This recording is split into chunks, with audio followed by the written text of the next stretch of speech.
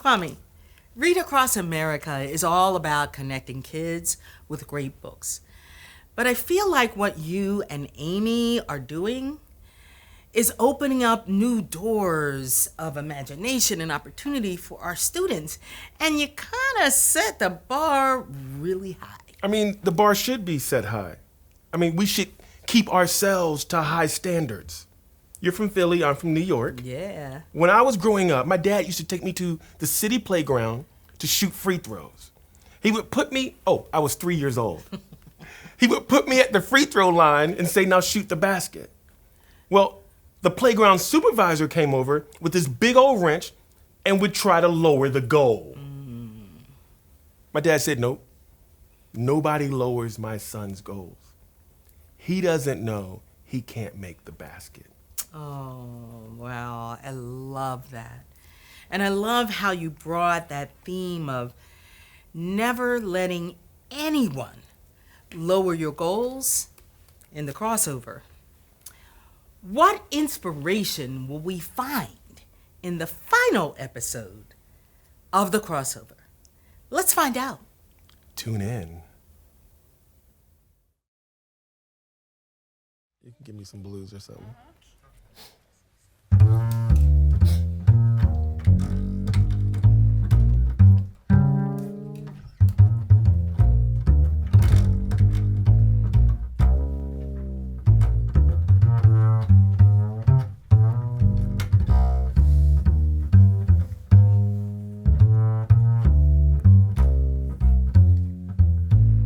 The doctor pats Jordan and me on the back and says, your dad's gonna be fine. If you're lucky, you boys will be fishing with him in no time.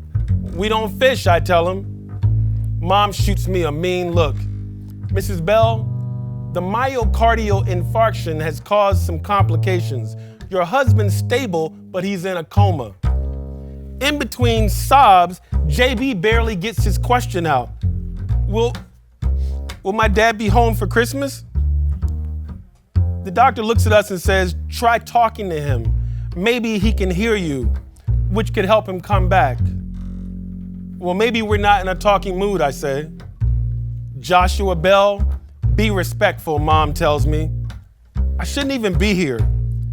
I should be putting on my uniform, stretching, getting ready to play in the county semifinals, but instead, I'm sitting in a smelly room in St. Luke's Hospital, listening to Mom sing Kumbaya and This Little Light of Mine, watching Jordan hold Dad's hand, wondering why I have to push water uphill with a rake to talk to someone who isn't even listening, to miss the biggest game of my life. Myocardial infarction, noun, occurs when blood flow to an area of the heart is blocked for a long enough time that part of the heart muscle gets damaged or dies. As in, JB says that he hates basketball because it was the one thing that Dad loved the most besides us, and it was the one thing that caused his myocardial infarction. As in, the doctor sees me Googling the symptoms, coughing, sweating, vomiting, nosebleeds, and he says, you know, we can't be sure what causes a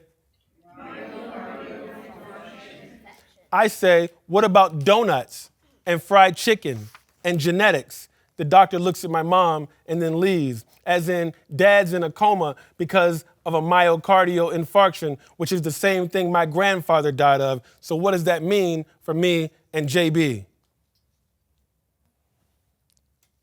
Okay, Dad, the doctor says I should talk to you, that maybe you can hear and maybe you can't.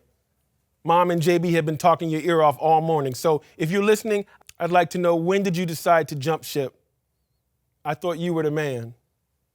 And one more thing. If we make it to the finals, I will not miss the big game for a small maybe. Mom, since you asked, I'll tell you why I'm so angry. Because Dad tried to dunk. Because I want to win a championship. Because I can't win a championship if I'm sitting in this hospital. Because Dad told you. He told us he'd be here forever. Because I thought forever was like Mars, far away. Because it turns out that forever is like the mall, right around the corner. Because Jordan doesn't talk basketball anymore. Because Jordan cut my hair and didn't care. Because Jordan's always drinking sweet tea. Because sometimes I get thirsty. Because I don't have anybody to talk to now. Because I feel empty with no hair. Because CPR does not work. Because my crossover should be better. Because if it was better, then Dad wouldn't have had the ball. Because if Dad didn't have the ball, he wouldn't have tried to dunk. Because if Dad hadn't tried to dunk, he wouldn't be here. Because I don't want to be here. Because the only thing that matters is swish. Because our backboard is splintered. Text messages from Vondi, 8:05. Filthy, the game went double overtime before the last possession, 8:05. Coach called out a timeout and had us all do a special chant on the sideline, 8:06. It was kind of creepy. The other team was like, I guess it worked though, because 8:06, we won 40-39. We dedicated the game ball to your pop. 8:07, is he better? You and JB coming to practice. Filthy, are you there? On Christmas Eve, Dad finally wakes up, smiles at Mom, high fives JB, and then looks right at me and says, Filthy, I didn't jump ship.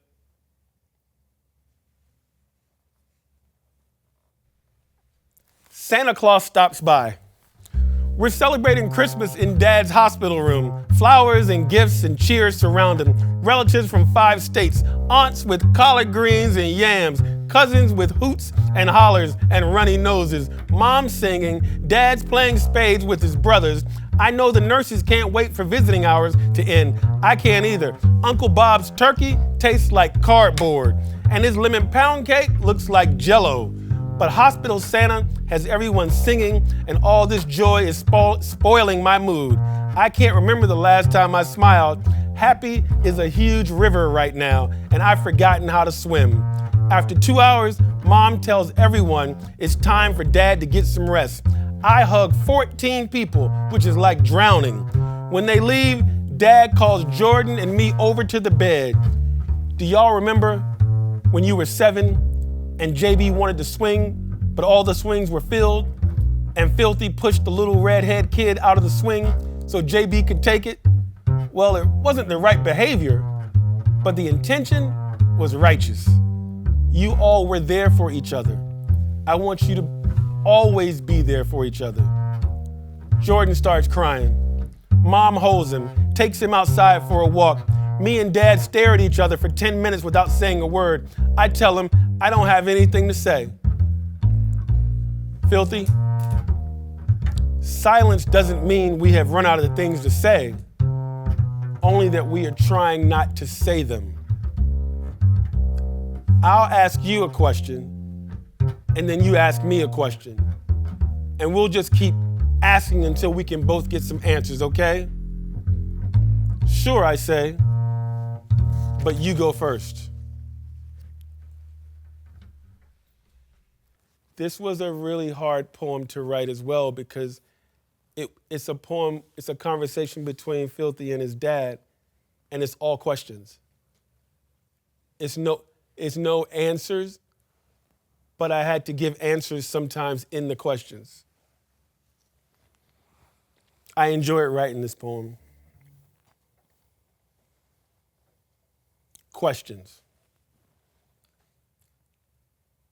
Filthy, have you been practicing your free throws? Why didn't you go to the doctor when Mom asked you? When is the game? Why didn't you ever take us fishing? Does your brother still have a girlfriend? Are you going to die?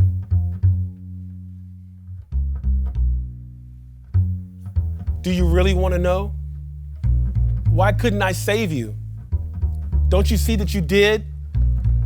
Do you remember I kept pumping and breathing? Aren't I alive? Did y'all arrest Uncle Bob's turkey? It was just criminal what he did to that bird, wasn't it? You think this is funny, Dad? How's your brother? Is our family falling apart? You still think I should write a book? What does it have to do with anything? What if I call it Basketball Rules? Are you going to die? Do you know I love you, son? Don't you know the big game's tomorrow? Is it true Mom is letting you play? You think I shouldn't play? What do you think, Filthy? What about Jordan? Does he want to play? Don't you know he won't as long as you're in here? Don't you know I know that? So why don't you come home? Can't you see I can't? Why not? Don't you know it's complicated, Filthy? Why can't you call me by my real name? Josh, do you know what a heart attack is? Don't you remember I was there? Don't you see I need you to be here so they can fix the damage that's been done to my heart, son? Who's gonna fix the damage that's been done to mine, Dad?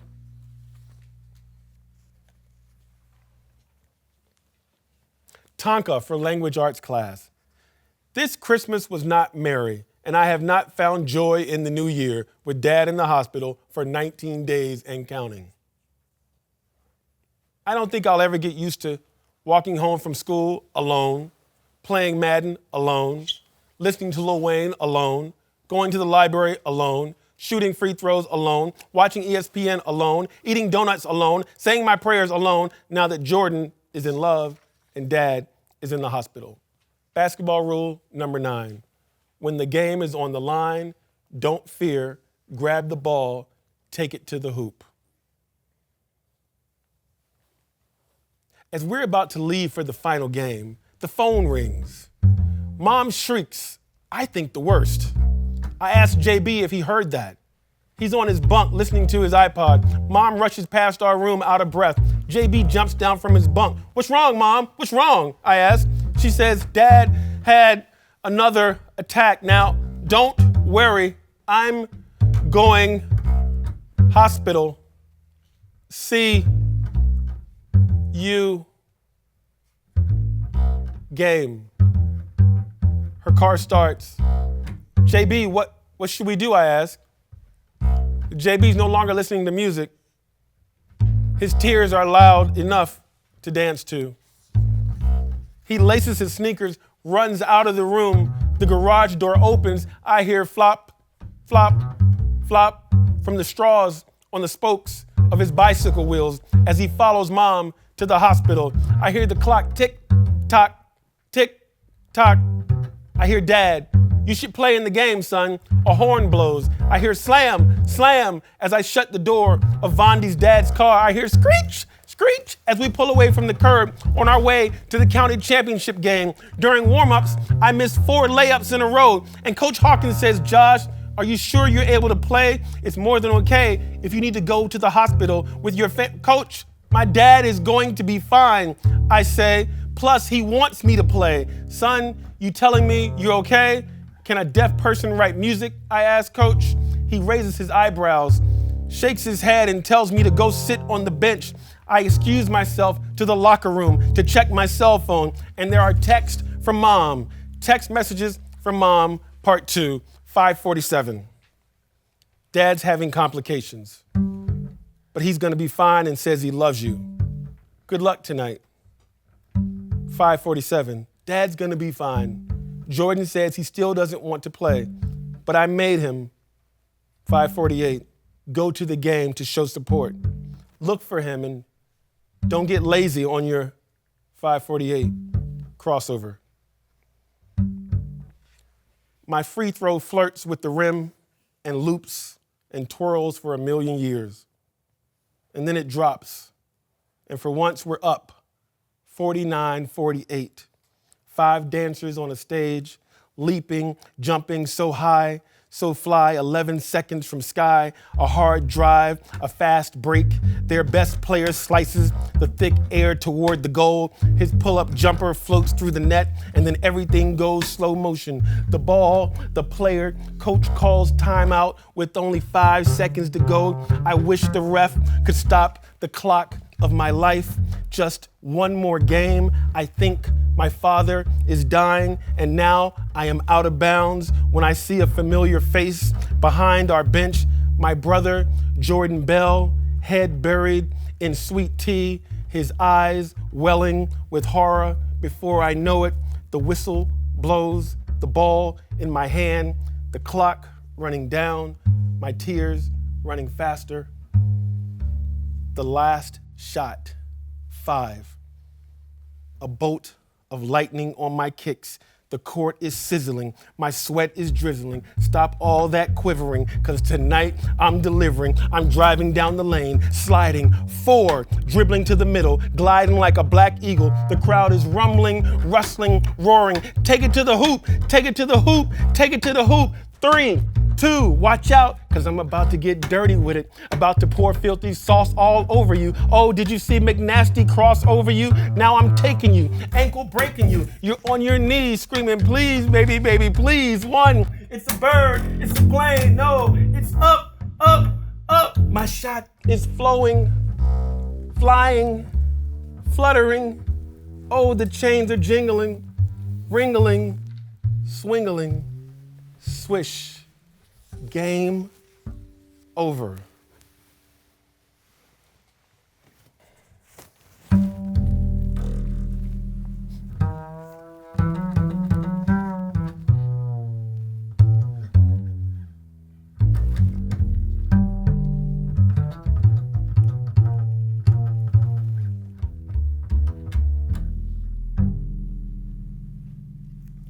Article number 2 in the Daily News, January 14th.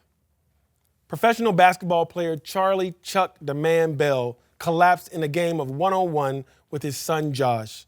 After a complication, Bell died at St. Luke's Hospital from a massive heart attack. According to reports, Bell suffered from hypertension and had 3 fainting spells in the 4 months before his collapse. Bell had a large, extensively scarred heart. Reports have surfaced that Bell refused to see a doctor. One of his former teammates stated, he wasn't a big fan of doctors and hospitals, that's for sure. Earlier in his life, Bell chose to end his professional basketball career rather than have surgery on his knee. Known for his dazzling crossover, Chuck Bell was the captain of the Italian League that won back-to-back EuroLeague championships in the late 90s. He is survived by his wife, Dr. Crystal Stanley Bell, and his twin sons, Joshua and Jordan, who recently won their first county championship. Bell was 39. Where do we go from here? There are no coaches at funerals, no practice to get ready, no warm-up, there is no last-second shot, and we all wear its cruel midnight uniform, starless and unfriendly. I am unprepared for death. This is a game I cannot play. It has no rules, no referee. You cannot win. I listen to my father's teammates tell funny stories about love and basketball. I hear the choir's comfort songs. They almost drown out mom's sobs. She will not look inside the coffin. That is not my husband, she says. Dad is gone, like the end of a good song. What remains is bone and muscle and skin. I grab mom's right hand. JB grabs her left. The preacher says, a great father, son, and husband has crossed over. Amen. Outside, a long charcoal limo pulls up to the curb and takes us back. If only. Starless. Adjective. With no stars. As in, if me and JB try out for JV next year, the Reggie Lewis Junior High School Wildcats will be starless. As in, last night, I felt like I was fading away as I watched the starless Portland Trailblazers get stomped by Dad's favorite team, the Lakers. As in, my father was the light of my world, and now that he's gone, each night is starless. Basketball rule number 10, a loss is inevitable, like snow in winter. True champions learn to dance through the storm. There are so many friends, neighbors, Dad's teammates, and family members packed into our living room that I have to go outside just to breathe. The air is filled with laughter, John Coltrane, Jay-Z, and the smell of salmon, plus scents of every pie and cake imaginable. Even Mom is smiling. Josh, don't you hear the phone ringing, she says? I don't. The sound of a love supreme and loud laughter drowning it out. Can you get it, please, she asks me. I answer it, a salmon sandwich crammed into my mouth. Hello, Bell residence, I mutter. Hi, this is Alexis. Oh, hey. I'm sorry I couldn't be at the funeral. This is Josh, not JB. I know it's you, Filthy. JB is loud. Your phone voice always sounds like it's the break of dawn, like you're just waking up. She says playfully. I laugh for the first time in days. I just wanted to call and say I'm sorry. I'm sorry for your loss. If there's anything my dad or I can do, please let us know. Look, Alexis, I'm sorry about... It's all good, Filthy. I gotta go, but my sister has 5 tickets to see Duke play North Carolina. Me, her, JB, and my dad are going. Do you wanna? Absolutely, I say. And thanks. Right before Coach Hawkins comes my way with outstretched arms and a bear-sized hug, sending the phone crashing to the floor. On my way out the door to get some fresh air, Mom gives me a kiss and a piece of sweet potato pie with 2 scoops of vanilla soy ice cream. Where's your brother, she asks. I haven't seen JB since the funeral, but if I had to guess, I'd say he's on his way to see Alexis. Because if I had a girlfriend, I'd be on my way to see her right about now too. But I don't. So the next best thing we'll have to do. Free throws.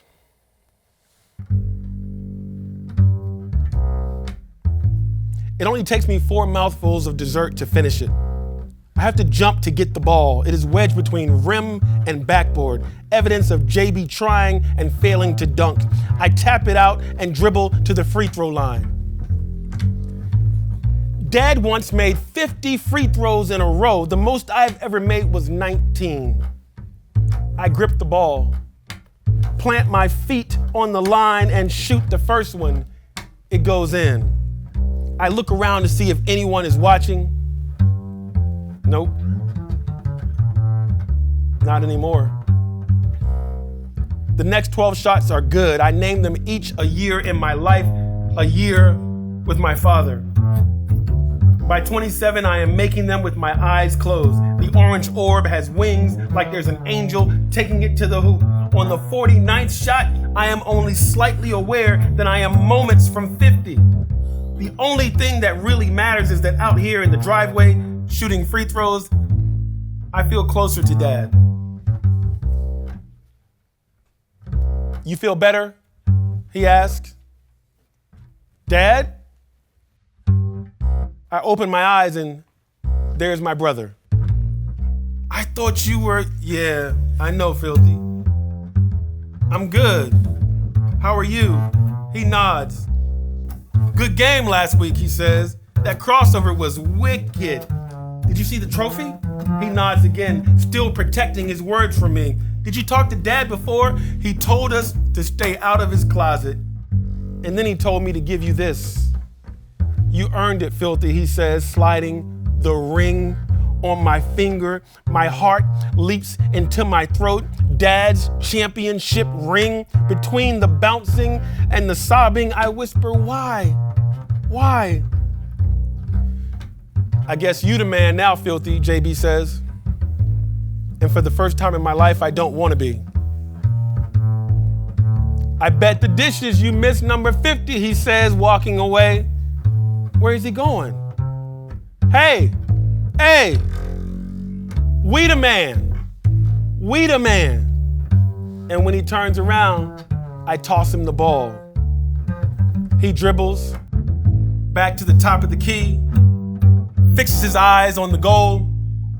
I watch the ball leave his hand like a bird up high, skating the sky, so high, so fly, crossing over us.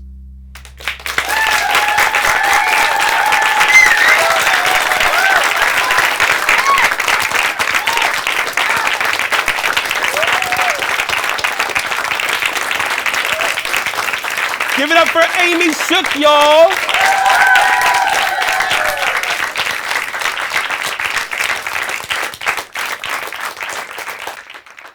Oh my, what an amazing experience.